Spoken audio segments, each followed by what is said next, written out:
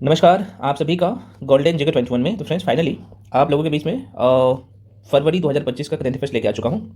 एक ही वीडियो में हम लोग पूरा कर लेंगे, सारे सेक्शन आप देख सकते हैं। और सभी परीक्षा के लिए बिहार के तमाम एग्जाम जो होते हैं 71st के लिए तो महत्वपूर्ण क्या यहीं से क्वेश्चन आएगा, इसके बाहर आएगा नहीं। बिहार दरोगा के सारे क्वेश्चन यहीं से आता है। आपने देखा 1275, मैंने बीपीएससी का भी रिव्यू करके दिखाया था, 30 में 30 क्वेश्चन यहीं से आया था। क्योंकि इसमें मेहनत किया गया, लंबे समय का मेहनत है। और ये जो है आपको notes complete and detail note चाहिए, मैं खुद लिखा हूँ, आप देख सकते हैं। और इसमें एक मैगजीन का कंपाइलेशन नहीं होता है, थंबनेल में आपने देख ही लिया है, ठीक है। तो इसका कंप्लीट जो है पीडीएफ आप जाके टेलीग्राम ज्वाइन कर लीजिए, वहाँ पे भी मैं शेयर कर देता हूँ। वीडियो की मैं बात करूँ तो आपको कंप्लीट वीडियो यूट्यूब पे फ्री में मिलता है। और इसका भी अलग से मैं प्लेलिस्ट बना दिया हूँ, 2024 का करंट अफेयर्स का प्लेलिस्ट बना दिया। मार्च 2025 का करंट अफेयर्स मैं अपलोड कर चुका हूँ। हालांकि उसमें कुछ टॉपिक रह गया है ना, पार्ट 2 भी वीडियो अपलोड बहुत जल्द कर दिया जाएगा, ठीक है। तो आइए शुरू करते हैं। फरवरी महीने का करंट अफेयर्स में जैसे कि आप सबको पता है, पहले हम लोग बिहार स्पेशल के जितने भी करंट अफेयर्स होता है वो पूरा करते हैं। उसके बाद आप यहाँ पे देखेंगे राष्ट्रीय घटनाक्रम के सारे क्वेश्चन को पूरा करने वाले हैं। उसके बाद आर्थिकी से संबंधित जितने भी क्वेश्चन है वो करेंगे। अंतर्राष्ट्रीय घटनाक्रम है ना, विज्ञान एवं प्रौद्योगिकी वाला सेक्शन के सारे क्वेश्चन, इन्वायरमेंट एंड इकोलॉजी पर्यावरण एवं पारिस्थितिकी के सारे क्वेश्चन, महत्वपूर्ण रिपोर्ट सूचकांक के सारे क्वेश्चन, महत्वपूर्ण स्कीम कार्यक्रम के सारे क्वेश्चन, चर्चित व्यक्ति, नियुक्तियां, निबंध बोलो, निधन के सारे क्वेश्चन, पुरस्कार एवं सम्मान, युद्ध अभ्यास, महत्वपूर्ण दिवस, उसका थीम बहुत इंपॉर्टेंट होता है, महत्वपूर्ण खेल और कुछ विविध वाला सेक्शन होगा। और कंप्लीट हो जाएगा हम लोगों का फरवरी महीने का करंट अफेयर्स। मैं दोबारा कह रहा हूँ, आप लोग जाके टेलीग्राम ज्वाइन कर लीजिए, वहाँ पे मैं पीडीएफ शेयर कर देता हूँ, ठीक है फ्रेंड्स। इससे पहले मैं आपको कुछ जानकारी दे दूँ। कंप्लीट 71st बीपीएससी के लिए बैच शुरू है। जो लोग इच्छुक है, अगर आपको लगता है कि मेरे पास या फिर मेरे पास कंटेंट नहीं है, मटेरियल नहीं है, मेंटरशिप की ज़रूरत है, क्योंकि बिगिनर अगर आप होते हैं ना तो चीज़ें पता नहीं होता है। तो एक जगह आपको सारे सेक्शन का क्लास मिल रहा है आपको। यहाँ पे सबसे बड़ी बात है कि आपको वीडियो, पीडीएफ, और सबसे बड़ी बात है कि सारे सेक्शन का जो है डिटेल नोट्स, वीडियो, पीडीएफ सब मिल रहा है एक प्लेटफॉर्म पे। और यहाँ पे जो भी चीज़ें आपको प्रोवाइड की जा रही है वो सर्वोत्तम है। अगर आप 50,000 लाख रुपया दे के भी पढ़ते हैं तो ये चीज़ें आपको नहीं मिलेगा, आपने देखा होगा अगर कंटेंट तो, ठीक है। और यहाँ पे जो मेंटर के द्वारा सारी चीज़ें तैयार किया जाता है, ऑलरेडी ये कहीं ना कहीं सेलेक्ट है ना, या फिर इंटरव्यू तक पहुँच चुके हैं। तो वैसे लोगों के द्वारा ये सब कुछ तैयार किया गया है। तो जो लोग इच्छुक है आके जुड़ के पढ़ सकते हैं। इसके रिगार्डिंग 71st बीपीएससी के लिए क्लास शुरू है। जो भी इन्फॉर्मेशन चाहिए तो आपको नंबर यहाँ पे दिख रहा होगा, मैं जूम कर देता हूँ थोड़ा सा, है ना। ये नंबर है 9341766130। इस नंबर पे कॉल करके इन्फॉर्मेशन ले सकते हैं। क्लास शुरू है। पेमेंट आपको इस नंबर पे करना होता है 7319924130, है ना। और उसके बाद आपको यहाँ पे पेमेंट करना होता है इस नंबर पे, 73 वाला नंबर पे। और पेमेंट करके आप गूगल पे, फोन पे, पेटीएम, जो लोग जुड़ना चाहते हैं तो इस नंबर पे पेमेंट कीजिएगा, उसका स्क्रीनशॉट करके 93 वाला पे भेजिएगा, साथ में अपना नाम लिख के। उसके बाद आपको इतना टाइम जोड़ दिया जाएगा बैच में। क्लास शुरू है, मैं आपको पहले भी बता चुका हूँ, एकदम जीरो से सारी चीज़ें आपको कंप्लीट करवाया जा रहा है, ठीक है। तो जो लोग इच्छुक है आगे जुड़ के पढ़ सकते हैं। चलिए शुरू करते हैं। सबसे पहले बिहार वाला सेक्शन के जितने भी करंट अफेयर्स है उसे कवर करते हैं। मैं फिर से कर रहा हूँ, ये फरवरी 2025 का सारे क्वेश्चन है, ठीक है। पहला क्वेश्चन, क्या क्या पॉइंट आपको ध्यान रखना है, मैं आपको सारी चीज़ें बताते जाऊँगा। जितना बता रहा बस उतना करते जाइए ना, नहीं रुकेगा। 30 में 30 आउट ऑफ 30 मार्क्स आएगा करंट अफेयर्स में। या फिर अगर आप हिस्ट्री पढ़ेंगे, ज्योग्राफी पढ़ेंगे, इकोनॉमिक्स पढ़ेंगे, जो भी सेक्शन पढ़ेंगे ना, फुल में फुल मार्क्स। हाँ, लेकिन करना पड़ेगा, जितना दिया जाएगा, जितना करवाया जाएगा उतना करिए। खैर, पहला क्वेश्चन आपके सामने बिहार वाला सेक्शन का है ना। बिहार बिजनेस जो कनेक्ट है, आपसे पूछा क्या जाएगा, इसका दूसरा संस्करण बिहार में इसका आयोजन हुआ। और इसमें कितने रुपए पर जो है प्रस्ताव पर जो आकर्षित किया गया। तो भाई यहाँ आप देख सकते हैं 1.80 लाख करोड़ रुपया के निवेश पर जो है यहाँ पे प्रस्ताव को आकर्षित किया गया। तो यहाँ से प्रश्न क्या पूछा जा सकता है कि बिहार बिजनेस कनेक्ट 2024 का आयोजन इनमें से किस राज्य में किया गया। डायरेक्टली क्वेश्चन पूछते हैं, तो आपने देख लिया बेसिक सा क्वेश्चन। अब ये बहुत ही महत्वपूर्ण क्वेश्चन है। बिहार 2025 में महिलाओं की कबड्डी विश्व कप का मेजबानी करेगा। और मैं आपको बता दूं, ये दूसरी बार होगा जब बिहार महिलाओं का कबड्डी विश्व कप की मेजबानी करेगा। कहाँ पे होगा? अच्छा, इससे पहले कब हुआ था? तो 2012 में, ये ध्यान रखिएगा, है ना। और मैं आपको बता दूं, ये जो है आप देख सकते हैं, ये मैच राजगीर स्पोर्ट्स अकादमी में आयोजित होगी और वेरी वेरी इंपॉर्टेंट है। तो ये पॉइंट आप ध्यान रखेंगे। आगे बढ़ जाते हैं अगले क्वेश्चन पे। बिपेक्स 2024 डाक विरासत उत्सव, यहाँ से क्या पूछे जा सकते हैं कि भाई इसका जो है शुभारंभ कब हुआ, कहाँ पे हुआ। तो बस दो ही चीज़ ध्यान रखना। तो पहली बात, बिपेक्स 2024 डाक विरासत उत्सव 1 दिसंबर 2024 को पटना में एक राष्ट्रीय डाक प्रदर्शनी बिपेक्स का शुभारंभ किया गया। कहाँ पे? बिहार के पटना में, है ना। अगला क्वेश्चन आपके सामने, बिहार में ऋण आउटरीच कार्यक्रम।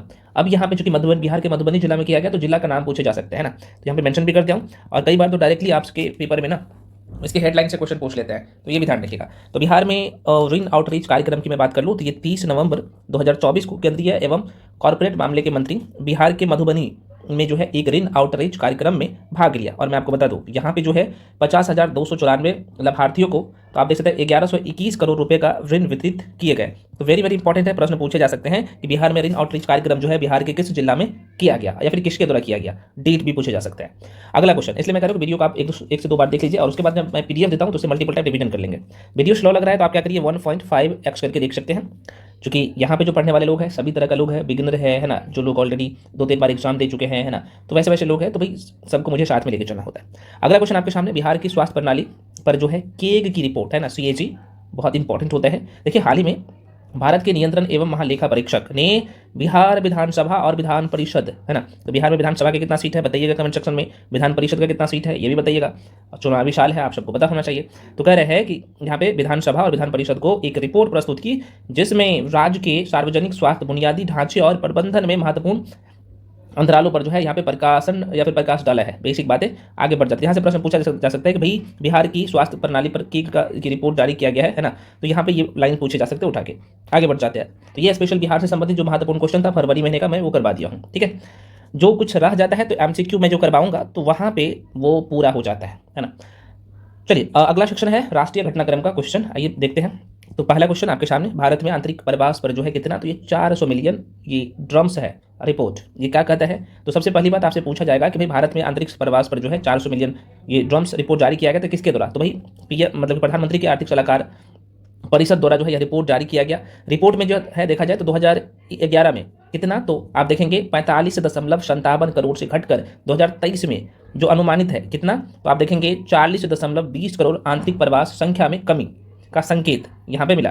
और प्रतिशत में अगर बात करें तो आप देख सकते 2011 के अनुसार 38% था, जो कि घटकर कितना हो गया, तो आप देख सकते हैं 29% हो गया। तो ये रिपोर्ट कौन जारी करता है, और यहाँ पे ये डेटा थोड़ा सा माइंड में रखेंगे आप। हाँ अगला क्वेश्चन आपके सामने, क्वेश्चन है भाई, हालांकि ये क्वेश्चन जब मार्च महीने का मैं करंट अफेयर्स करवाया था 2025 वाला, उसमें करवा दिया था, तो इसलिए मैं यहाँ पे सिर्फ जो 76वें नंबर का इस बार गणतंत्र दिवस मनाया गया है तो इसका थीम क्या था, है ना, वो मेंशन कर दिया हूँ। तो मैं आपको बता दूँ यह जो है स्वर्णिम भारत विरासत और विकास इस बार का थीम था 2025 का। आगे बढ़ जाते भाई, अगला क्वेश्चन, मलेरिया उन्मूलन भारत में देखा जाए तो इसमें 97% का कमी आई है। तो आपसे प्रश्न पूछा जाता है कि ये रिपोर्ट कौन जारी करता है, पहली बात, और कब जारी किया गया, तो ये जो जारी किया गया 25 दिसंबर 2024 को जारी कौन करता है, तो स्वास्थ्य और जो है परिवार कल्याण मंत्रालय द्वारा ये रिपोर्ट जारी किया गया। कह रहा है कि स्वतंत्रता के समय आप देखेंगे तो 7.5 करोड़ रुपए से घटकर जो है, सॉरी मैं रुपया बोला, इतना से घटकर जो है कितना, तो 2023 में 2 मिलियन यानी 97% की कमी आई। मैं आपको बता दूं यहाँ पे कुछ बेसिक इन्फॉर्मेशन होता है, क्योंकि प्रबल संभावना होता है यहाँ से क्वेश्चन आने का, तो मेंशन कर दिया हूँ। मलेरिया जो है होता है, तो आप यहाँ पे देखेंगे मदा एनाफ्लीज मच्छर को काटने से फैलता है, तो वेरी वेरी इंपॉर्टेंट पॉइंट है। अगला क्वेश्चन आपके सामने, भारत में महिला श्रम बल की जो है भागीदारी में कितना, तो 47% का वृद्धि। मैं आपको बता दूं ये डेटा 2017-18 में 23.3% से ये बढ़कर जो है कितना हो गया 2023-24 में, तो ये 41.7% हो गया है, ध्यान रखिए। नेक्स्ट क्वेश्चन, एक राष्ट्र एक चुनाव महत्वपूर्ण, ये रिपोर्ट लोकसभा में जो है यहाँ पे 2 विधेयक पास किया गया था 17 दिसंबर 2024 को। संविधान के कितने नंबर का संशोधन किया गया था, तो 129 नंबर का, ये पूछे जा सकते हैं, है ना, ये। और दूसरा जो था यहाँ पे केंद्र शासित प्रदेश कानून संशोधन विधेयक, यहाँ पे दोनों माइंड में थोड़ा सा रखिएगा।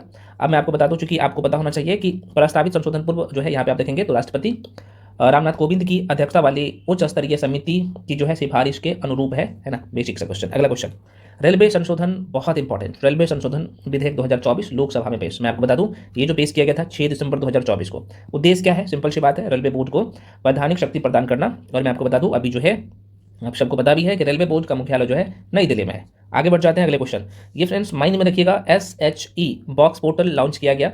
सबसे पहली बात यहाँ से जो है कब किया गया, किसके द्वारा, तो 5 दिसंबर 2024 को महिला एवं बाल विकास मंत्रालय द्वारा ये लॉन्च किया गया।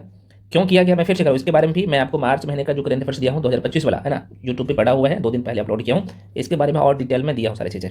तो कार्यस्थल पर जो है यौन उत्पीड़न की शिकायत दर्ज करने के लिए, और इसमें 90 डेज के अंदर जो है सारे प्रक्रिया कंप्लीट करने होते हैं, ध्यान रखिएगा 90 दिन के अंदर।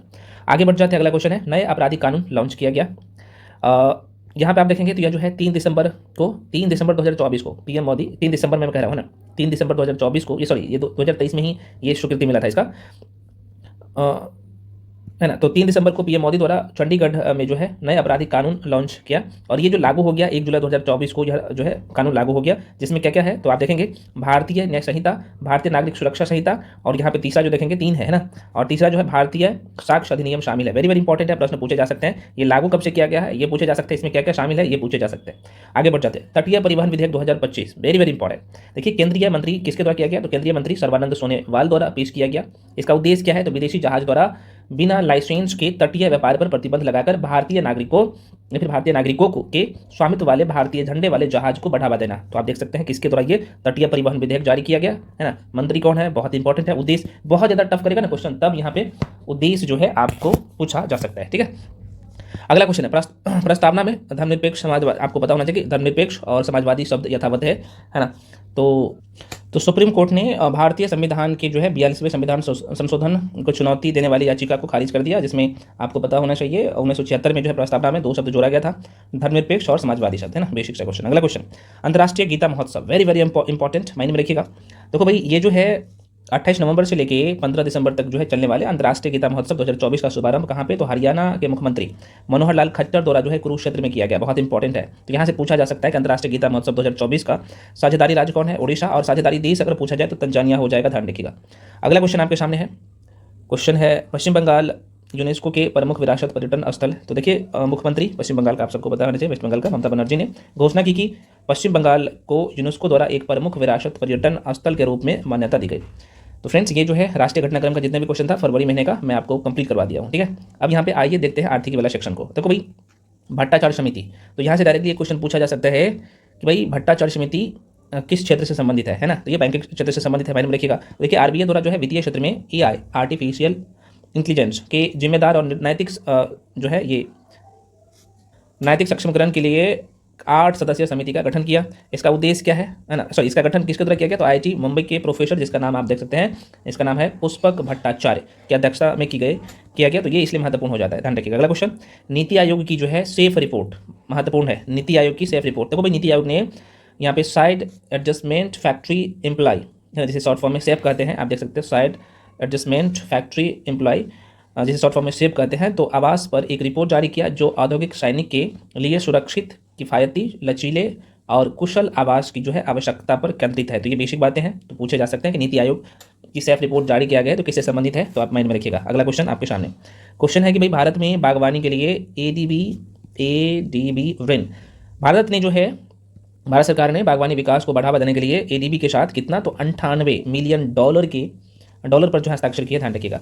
अगला क्वेश्चन आपके सामने भारत द्वारा जो है रियाद डिजाइन कानून संधि पर हस्ताक्षर किया गया। प्रश्न कैसे पूछे जा सकते हैं भाई, इसका जो है उद्देश्य क्या है ना, इसकी स्थापना से कई बार प्रश्न पूछ लेते हैं। मैं आपको बता दूं रियाद कानून संधि जिसे शॉर्ट फॉर्म में डीएलजी कहते हैं, जिसे रियाद डिजाइन कानून संधि भी कहा जाता है। तो मैं आपको बता दूं यह जो है 22 नवंबर 2024 को रियाद में वैश्विक बौद्धिक संपदा संगठन जिसे शॉर्ट फॉर्म में वीपो कहते हैं, WIPO द्वारा अपनाया गया एक जो है अंतर्राष्ट्रीय कानून साधन है। मैं आपको बता दूं इसका उद्देश्य क्या है, यह औद्योगिक डिजाइनों के पंजीकरण को सरल बनाने के उद्देश्य से जो है एक अंतर्राष्ट्रीय समझौता है। और वीपो की स्थापना की मैं बात कर लूँ है ना, WIPO की, तो 1967 है, तो ध्यान रखिएगा फ्रेंड्स, महत्वपूर्ण है।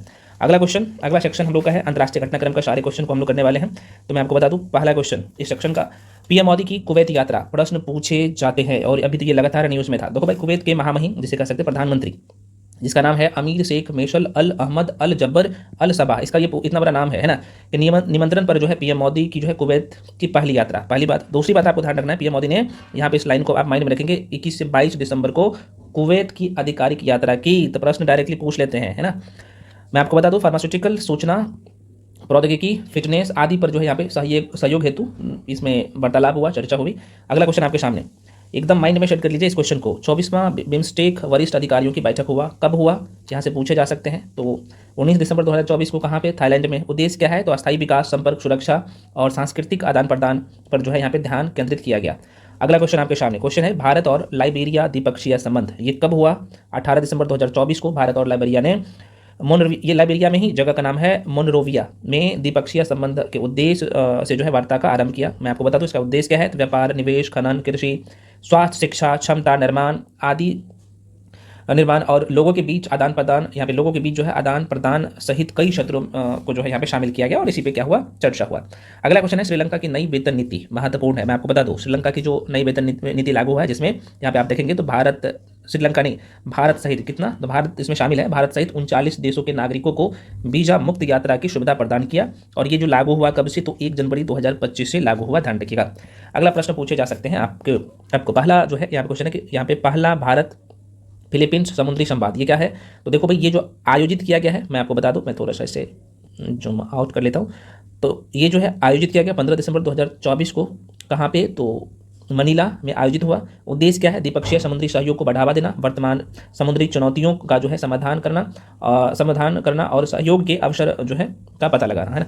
अगला क्वेश्चन है भाई साहब आपके सामने, भारत ईरान आर्मेनिया होगा यहाँ पे, और मेंशन कर लीजिएगा, आर्मेनिया त्रिपक्षीय वार्ता, है ना। तो देखो भाई, दूसरा दौर नई दिल्ली में संपन्न हुआ, उद्देश्य क्या है, तो उद्देश्य है भाई अंतर्राष्ट्रीय उत्तर दक्षिण परिवहन गलियारा के भीतर सहयोग बढ़ाना और चाबहार बंदरगाह के रणनीतिक महत्व पर यहाँ पे जोर देना। 13 देशों द्वारा जो है समझौते की पुष्टि की गई, तो ये ध्यान रखिएगा।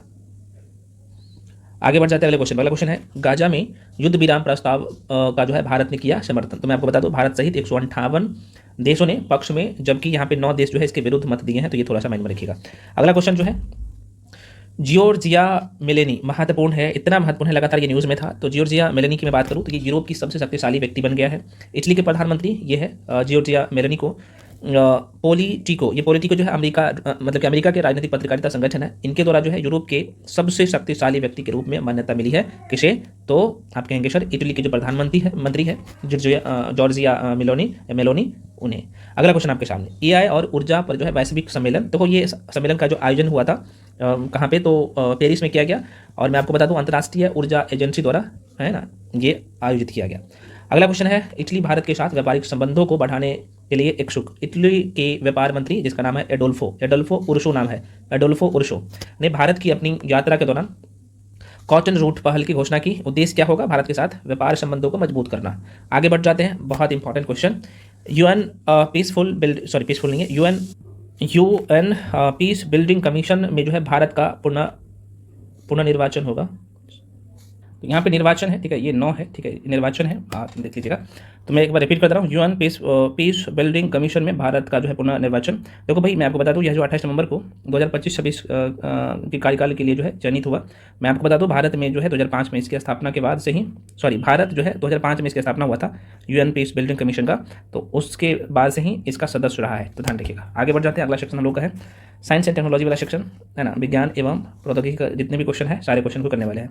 देखो ये महत्वपूर्ण क्वेश्चन है, पोलियो टीकाकरण रणनीति के पुनर्मूल्यांकन का आह्वान। मैं आपको बता दूं, यह जो है 26 दिसंबर 2025 को विश्व स्वास्थ्य संगठन, जिसे शॉर्ट फॉर्म में WHO कहते हैं, वर्ल्ड हेल्थ ऑर्गेनाइजेशन, ने वैश्विक स्तर पर जो है पोलियो को पुनरुत्थान की सूचना दी। मैं आपको बता दूं यहाँ पे, जिसमें पर्यावरणीय नमूनों और मानव मामलों में यह स्पष्ट हुआ कि जंगली पोलियो वायरस, ये वायरस है ना, और वैक्सीन व्युत्पन्न पोलियो वायरस दोनों की जो है उपस्थिति है। बेसिक सा क्वेश्चन था। अगला क्वेश्चन है भाई, कावेरी इंजन की परीक्षण किया गया, महत्वपूर्ण, वेरी वेरी इंपॉर्टेंट। देखो हाल ही में गैस टरबाइन रिसर्च एस्टेब्लिशमेंट ने जो है किसको, तो कावेरी इंजन को सफलतापूर्वक उड़ान परीक्षण के लिए तैयार किया, जो अंतरिक्ष प्रौद्योगिकी में आत्मनिर्भरता की भारत की खोज में जो है एक महत्वपूर्ण जो है मील का पत्थर है। बेसिक सा क्वेश्चन है।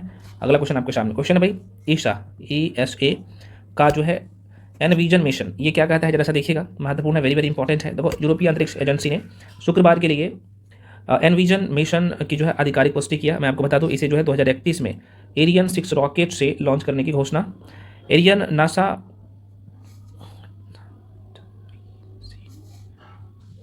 अच्छा, ये बंद था क्या, सॉरी रिकॉर्डिंग बंद हो गया था, माफी चाहता हूँ, ठीक है। ये क्वेश्चन सब हो गया ना, ये तो क्वेश्चन हो गया भाई। 10वां अंतर्राष्ट्रीय विज्ञान महोत्सव 2024 IIT गुवाहाटी में इसका आयोजन हुआ है ना, विषय तो आपको पता ही चल गया। मैं आपको बता दूं कि भारत को एक विज्ञान और प्रौद्योगिकी संचालित वैश्विक विनिर्माण केंद्र में बदलना था। अगला सेक्शन यहाँ पे है, देख लीजिएगा, पर्यावरण एवं पारिस्थितिकी, इन्वायरमेंट एंड इकोलॉजी का सारे क्वेश्चन हम लोग करने वाले हैं फरवरी महीने का। तो देखो यहाँ से प्रश्न डायरेक्टली पूछे जा सकते हैं कि वाइल्ड ईगल अमेरिका का राष्ट्रीय पक्षी नामित। तो एक छोटा सा प्रश्न ऐसे बन सकते हैं कि हाल ही में कौन से देश ने जो है वाइल्ड ईगल को अपना राष्ट्रीय पक्षी के रूप में नामित किया, तो डायरेक्टली आंसर टिक करिएगा अमेरिका।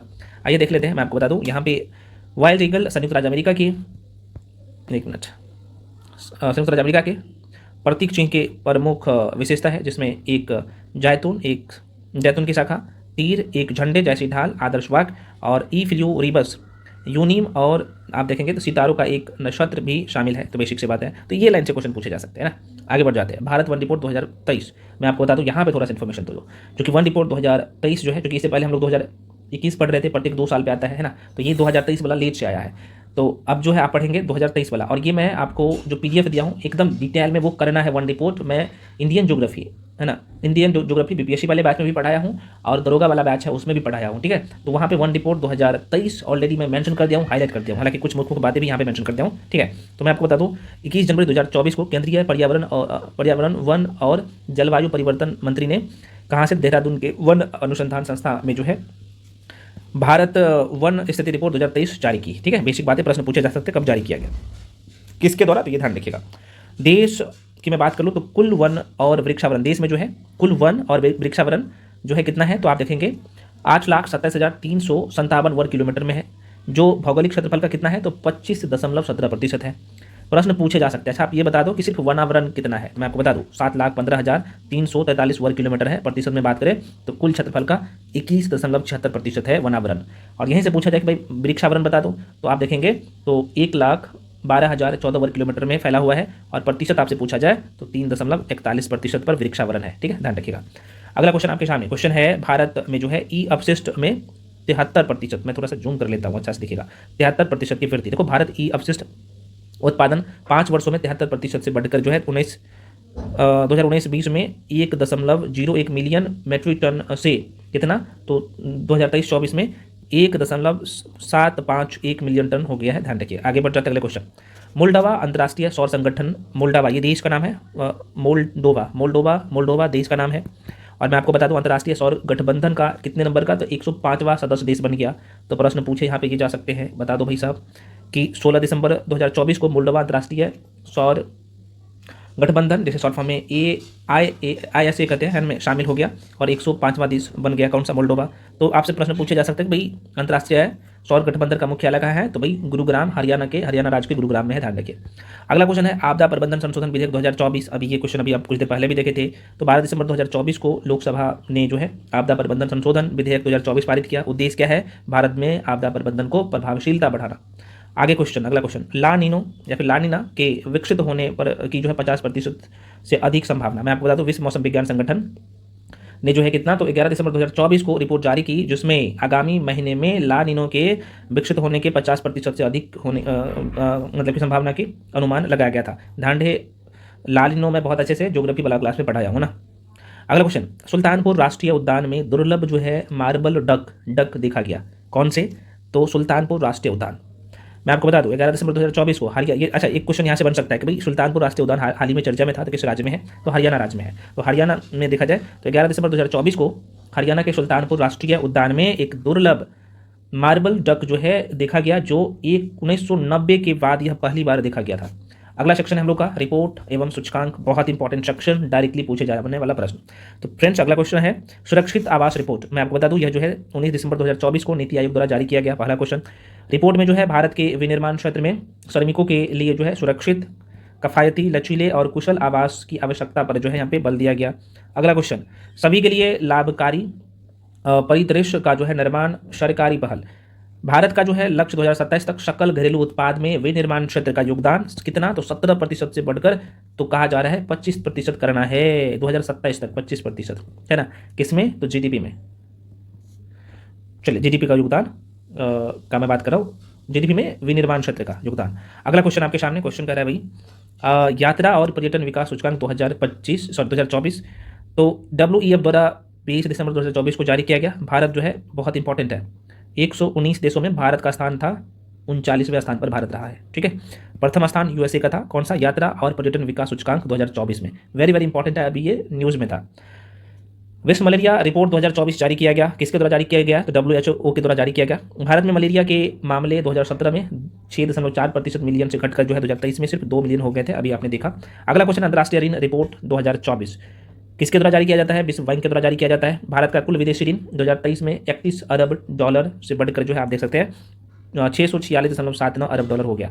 आगे बढ़ जाते हैं, अगला क्वेश्चन, विश्व सूखा एटलस 2024 संयुक्त राष्ट्र रिपोर्ट, यह जो है 2 दिसंबर 2024 को यहाँ पे आप देखते हैं UNCCD और यूरोपीय आयोग JRC द्वारा मरुस्थलीय से निपटने हेतु विश्व सूखा एटलस शीर्षक से जो है एक रिपोर्ट जारी की, मैं आपको बता दूं, जिसमें चेतावनी दी गई है कि 2050 तक वैश्विक आबादी के लगभग हिस्सों को कितना, तो सूखे की चुनौतियों का सामना करना, मतलब बहुत सारे हिस्सों को सूखे ऊपर चुनौतियों का जो है हिस्सा करना पड़ेगा। यहाँ पे लगभग 75% होना चाहिए, माफी चाहता हूँ, आप इसे एक बार सही कर लेना, है ना, लगभग जो है यहाँ पे 75%। ठीक है फ्रेंड्स, यहाँ पे मेंशन कर देता हूँ, ये चेतावनी दिया गया है, यहाँ पे इसमें चेतावनी दी गई है कि 2050 तक विश्व आबादी के लगभग 75% हिस्सों को जो है सूखे की चुनौती का सामना करना पड़ सकता है। और ये कौन रिपोर्ट जारी करता है, कौन बोला, किसके द्वारा बोला गया, आपने देख लिया।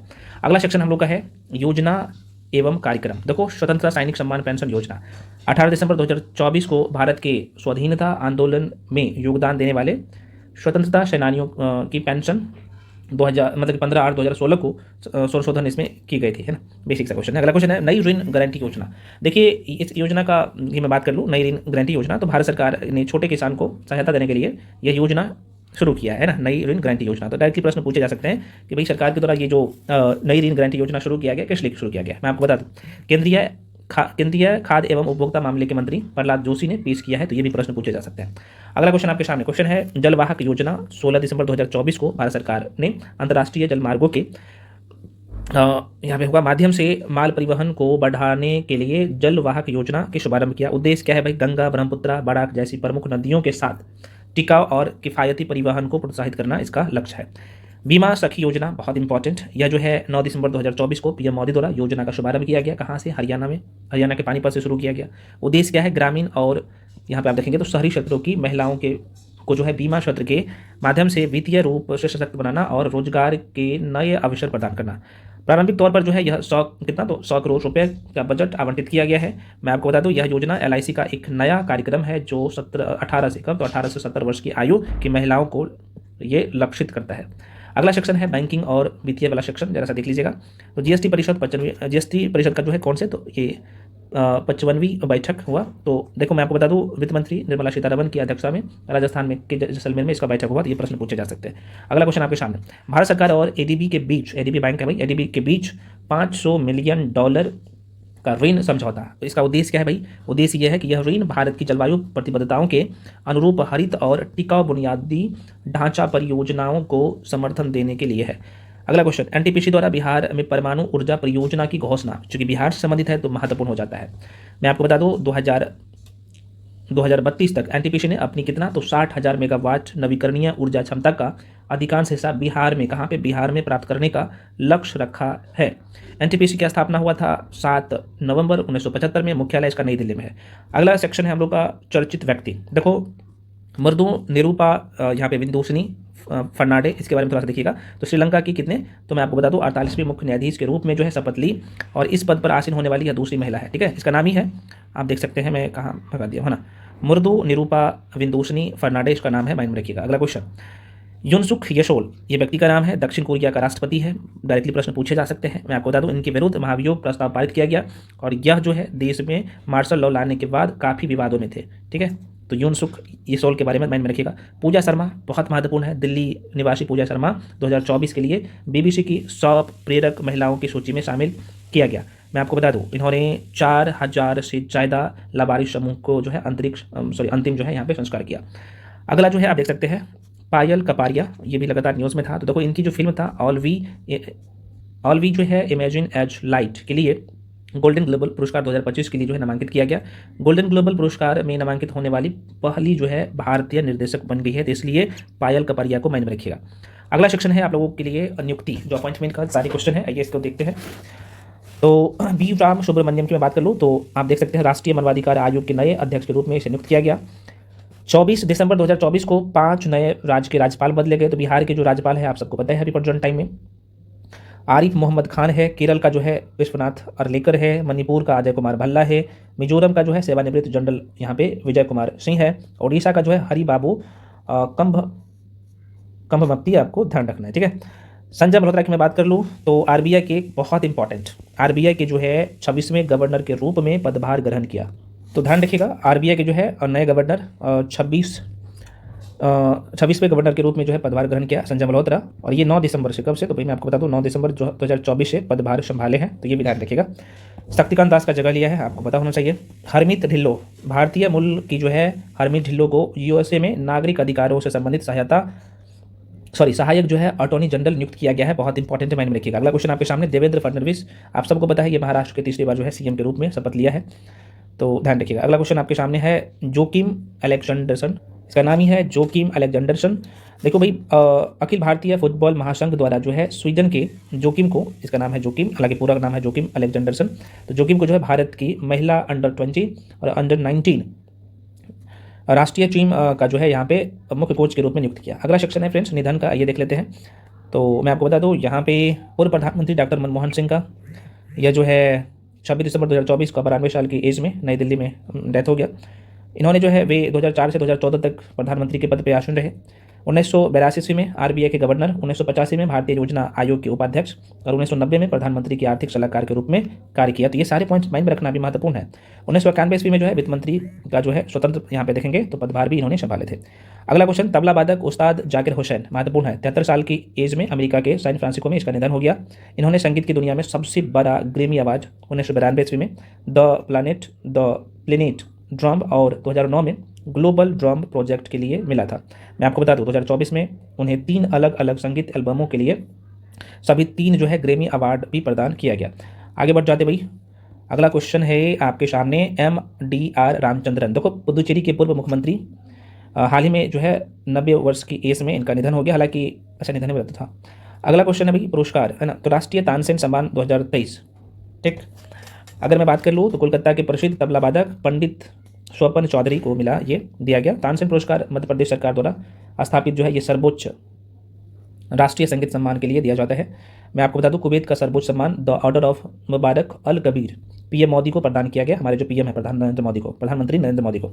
Time personal the year 2024, Donald Trump को दूसरी बार Time personal of the year दिया गया।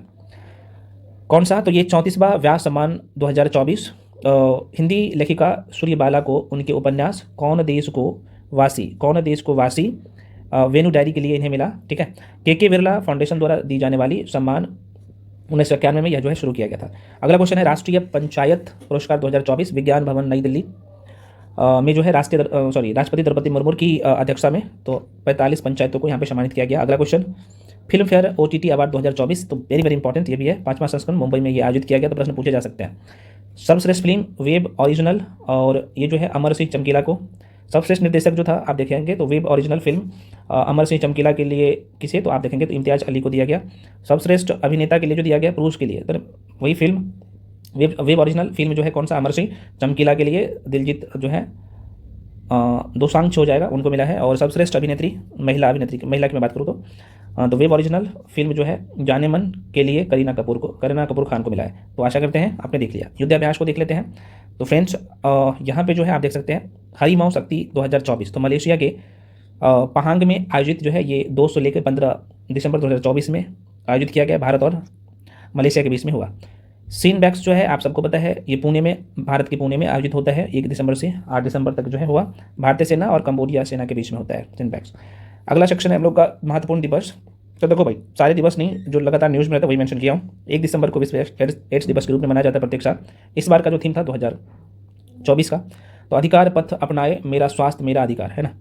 आगे बढ़ जाते भाई, अगला क्वेश्चन आपके सामने। क्वेश्चन है भाई 5 दिसंबर को जो है यहाँ पे विश्व मृदा दिवस के रूप में मनाया जाता है प्रत्येक साल, और इस बार का जो थीम था मृदा को देखभाल माप निगरानी प्रबंधन। अगला है भाई 23 दिसंबर को राष्ट्रीय किसान दिवस मनाया जाता है ना। थीम था समृद्ध राष्ट्र के लिए अन्नदाताओं को जो है सशक्त बनाना। आइए देख लेते हैं खेल। दूसरा SSC अंडर-19 महिला T20 विश्व कप 2025 आयोजन जो है मलेशिया में कब से, तो 18 जनवरी से 2 फरवरी के बीच में हुआ। ICC पुरुष चैंपियनशिप ट्रॉफी 2025 की बात करूँ तो आयोजन जो है 19 फरवरी से 9 मार्च तक पाकिस्तान में, भागीदारी टीम 8 है ना। आगे बढ़ जाते भाई, पहला ACC महिला अंडर-19 T20 एशिया कप 2024 मैं आपको बता दूँ यह जो आयोजित हुआ है कुआलालपुर, है ना, कुआलालपुर मलेशिया में आयोजित हुआ। मलेशिया की ये जगह है कुआलालपुर। विजेता जो है भारतीय महिला क्रिकेट टीम, कप्तान जो है निक्की प्रसाद, उप विजेता बांग्लादेश। 25वें फीफा पुरुष फुटबॉल विश्व कप 2024 25वां जो है 25वां जो हुआ होगा ये 2034 में सऊदी अरब में आयोजित किया जाएगा। देखो 23वां जो फीफा विश्व कप हुआ 2026 में मेजबान देश मैक्सिको कनाडा में है। बहुत इंपॉर्टेंट है ये सारे पॉइंट। ये 23वां, 25वां कहाँ पे 2034 में आयोजित होगा, कहाँ पे सऊदी अरब में, ठीक है। 23वां कहाँ पे 2026 में, मेजबान देश जो है मैक्सिको कनाडा। अच्छा यहाँ पे मैं थोड़ा सा एक चीज़ और मेंशन कर देता हूँ, ठीक है। क्योंकि ये जो 23वां फीफा विश्व कप जो है 2026 में जो मेजबान रहेगा मैक्सिको रहेगा, कनाडा रहेगा, और एक देश और यहाँ पे मेंशन कर लीजिएगा, है ना, यूएसए, है ना, संयुक्त राज्य अमेरिका, है ना, यूएसए यहीं पे मेंशन करता हूँ, यूएसए। तो ये मेजबान रहेगा, तीनों मायने में रखिएगा, ठीक है। पहला संस्करण की बात करें तो 1930 में, और मेजबान जो थे उरुग्वे, विजेता था अर्जेंटीना। बेसिक बातें वही ध्यान रखिएगा। अगला क्वेश्चन आपके सामने, ठीक है। क्वेश्चन है महिला फीफा विश्व कप 2027 ब्राजील में आयोजित किया जाएगा। द बेस्ट फीफा अवार्ड 2024 जो मिला दोहा कतर में आयोजित हुआ, पहली बार दोहा कतर में आयोजित हुआ। सर्वश्रेष्ठ पुरुष खिलाड़ी की मैं बात करूँ तो ये जो है कौन था, ये विनीसियस जूनियर जो ब्राज़ील के थे। सर्वश्रेष्ठ महिला खिलाड़ी की मैं बात करूँ तो एतना बोनमार्टी को मिला है, ठीक है। आगे बढ़ जाते अगले क्वेश्चन। 11वां ISSF जूनियर शूटिंग विश्व कप 2025 भारत में आयोजित किया जाएगा, पहली बार ऐसा होगा, है ना। महिला कबड्डी विश्व कप 2025 बिहार के राजगीर स्पोर्ट अकादमी में, मतलब कि स्पोर्ट अकादमी के इंडोर हॉल में यहाँ पे आयोजित होगा। वेरी वेरी इंपॉर्टेंट, बिहार वाला सेक्शन में भी ये करेंट अफेयर्स हमने देखा था अभी।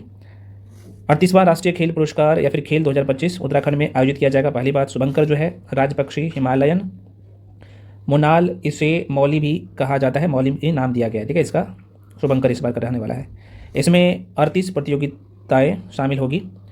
37वां राष्ट्रीय खेल गोवा में आयोजित किया गया था, तो ये 38वां है, तो प्रश्न ये पूछे जा सकते हैं 37वां वाला सभी। 12वां विश्व पारा एथलेटिक चैंपियनशिप 2025 12वें नंबर का, ये नई दिल्ली के जो है जवाहरलाल नेहरू स्टेडियम में आयोजित, और यह भारत में पहली बार आयोजित हुआ। तो आशा करते हैं फ्रेंड्स आपने करंट अफेयर्स का सारे सेक्शन को बहुत कायदे से पढ़ लिए। आप क्या करिएगा, मल्टीपल टाइम रिवीजन जरूरी होता है, ठीक है। और जब मैं फिर से कर रहा हूँ, आप किसी भी परीक्षा के लिए तैयारी कर रहे हैं तो आपको 1 ईयर का, 1 साल का करंट अफेयर्स पूरा करना है। तो मिलते हैं अगले वीडियो में अगले मंथ के करंट अफेयर्स के साथ, तब तक के लिए जय हिंद।